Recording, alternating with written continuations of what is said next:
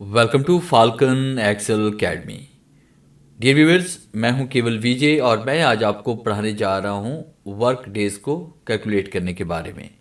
जैसे कि आपके पास यहां पे सेल्समैन है, उसके बाद ज्वाइनिंग डेट हमने ये वाली यहां पे डाली हुई है। करंट डेट आज का फॉर्मूला मैंने यहाँ पे टुडे वाला लगाया हुआ है, is equal to today bracket open bracket close करके हम इसको एंटर करेंगे तो टुडे इसमें आ जाएगा।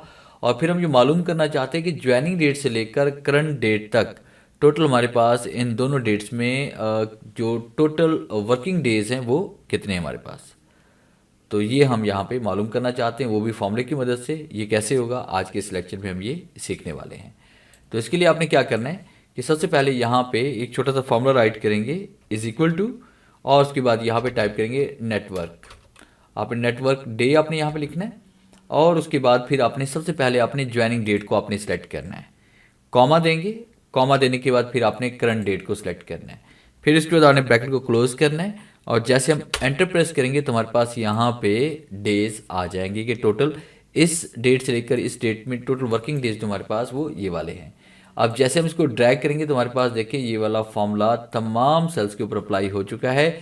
ज्वाइनिंग डेट से करंट डेट के दरमियान जो जो डिफरेंस आ रहा है वो सारा आपके पास यहाँ पे शो हो रहा है। अगर आप यहाँ पे इसके मंथ मालूम करना चाहते हैं तो इसको हम डिवाइड कर देंगे 30 पे, और उसके बाद ईयर्स मालूम करना चाहते हैं तो इसको डिवाइड कर देंगे हम 12 के ऊपर, तो हमारे पास यहाँ पे जवाब आ जाएगा। तो ये था मेरा आज का लेक्चर जिससे मैंने आपको पढ़ाया कि आप वर्क डेज को कैलकुलेट किस तरह से कर सकते हैं। उम्मीद है आज के इस लेक्चर में ज़रूर कुछ नया सीखने को मिला होगा। वीडियो अच्छी लगी है तो इसे लाइक कीजिए और अपने दोस्तों के साथ शेयर कीजिए। मिलते हैं हम नेक्स्ट लेक्चर में, तब तक के लिए गुड बाय।